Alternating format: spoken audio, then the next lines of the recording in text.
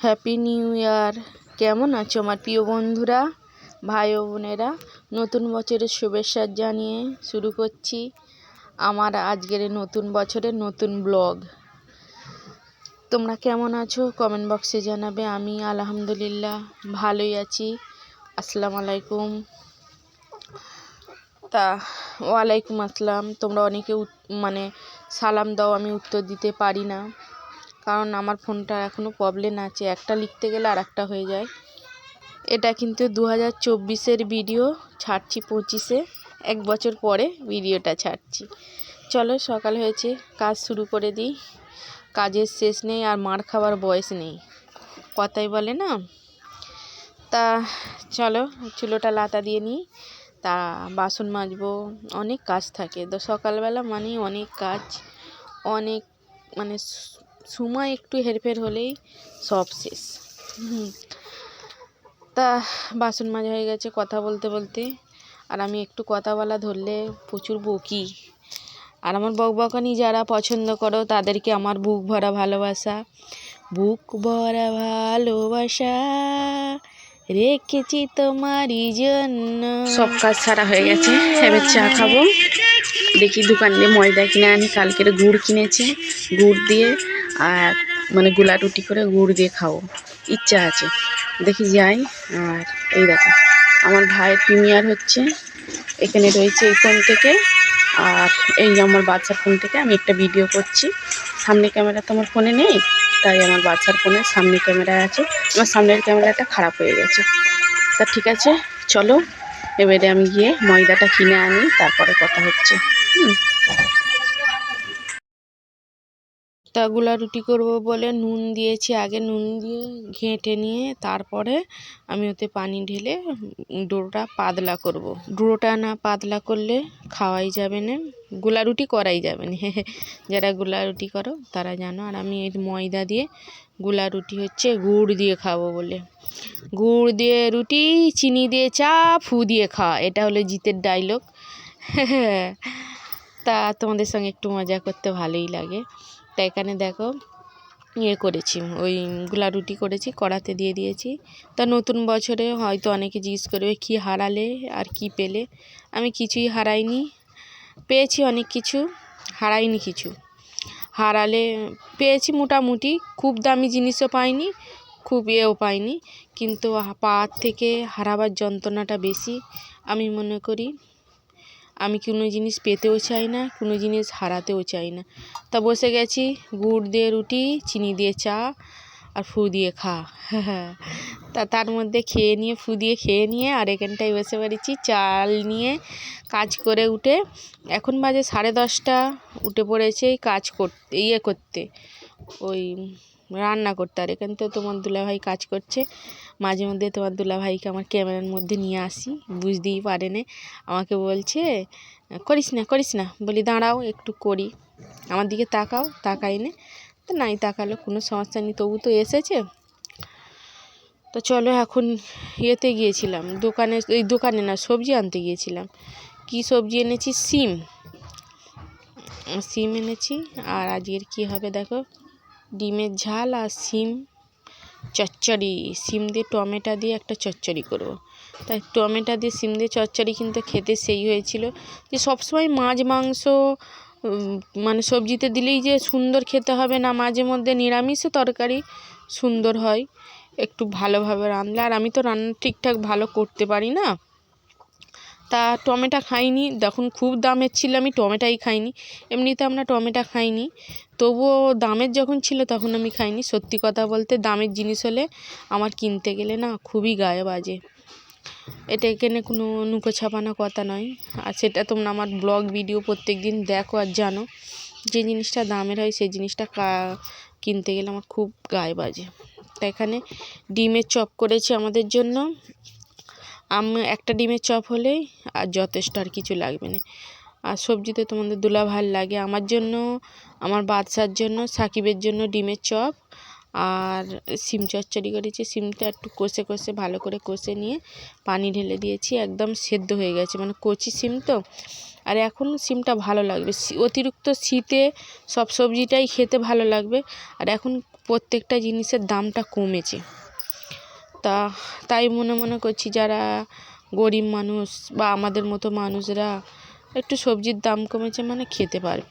তা তোমাদের দুলাভাইকে গোটা ডিম সিদ্ধ করে ঝাল করে দিয়েছি টমেটো দিয়ে, আর আমরা করেছি ভেজে।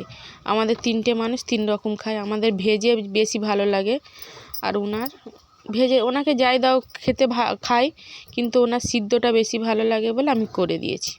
হয়তো আমার একটু কষ্ট হবে, কোনো সমস্যা নেই, কিন্তু লোকটা তো তৃপ্তি করে খেতে পারবে, তা করে দিয়েছি। আর এখানে সাকিবের জন্য পানি গরম বসিয়েছি, সাকিব গোসল করবে।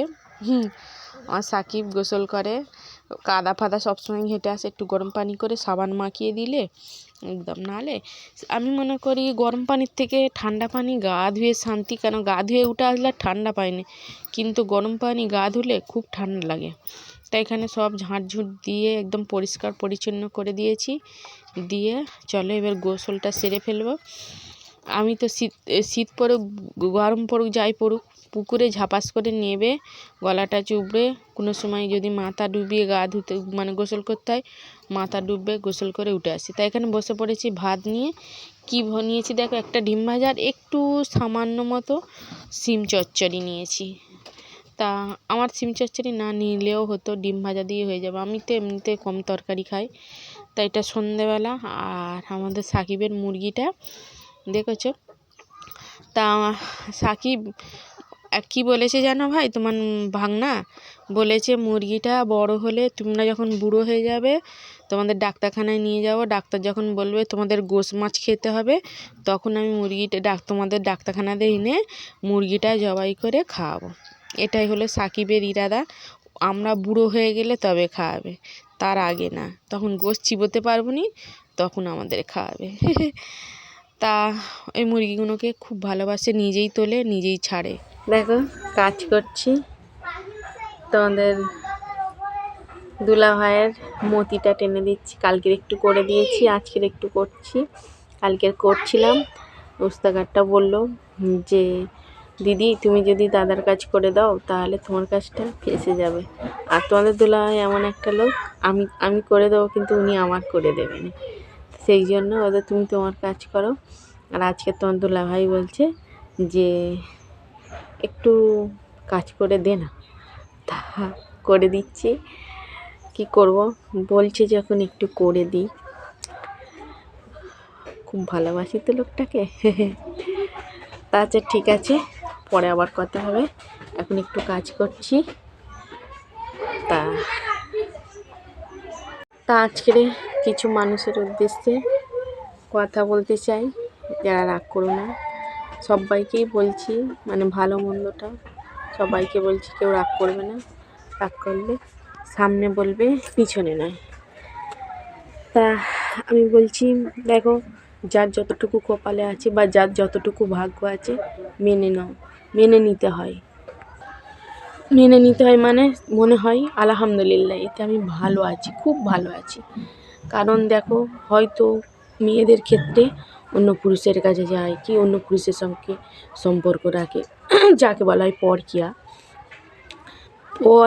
পর মানুষই হয়, পর মানুষ কখনো ঘর মানুষ হয় না। পরপুরুষই হয়, পরপুরুষ কখনো ঘরের পুরুষ হয় না। দেখো একটা মেয়ে যখন বরের সঙ্গে অন্য কোনো সম্পর্কে জড়িত হয়, কিন্তু কী বলো তো, সেই পর্যন্তই শেষ। আমার ফোনে রিচার্জ হয়ে গেছে, মেসেজ দিচ্ছে জিও কোম্পানি। তা নিজের ঘরের মানুষ তুমি অসুস্থ হয়ে পড়ে থাকলে কিন্তু তোমাকে সেই ঘরের মানুষটাই দেখবে, পর মানুষ নয়। তা সেই জন্য আধীন থাকতে পর মানুষের কাছে না গিয়ে তোমার ঘরের মানুষটাকে ঠিকঠাক করে ভালোবেসো, ভালো রাখো। আর পুরুষদের ক্ষেত্রে বলতেছি, প্রত্যেকটা পুরুষকেই বলছি, পর নারী হয়, ঘর নারী হয় না। কারণ পর নারী সে দুদিন 3 দিন পরে আবার সরে যাবে, কিন্তু ঘরের নারীর মতন হয় না। তুমি যদি অসুস্থ হয়ে পড়ো কি তোমার কিছু শরীর অসুস্থ হয়, কিন্তু সেই ঘরের মেয়েটাই দেখবে, ঘরের বউটাই দেখবে, পরের বউ দেখবে না।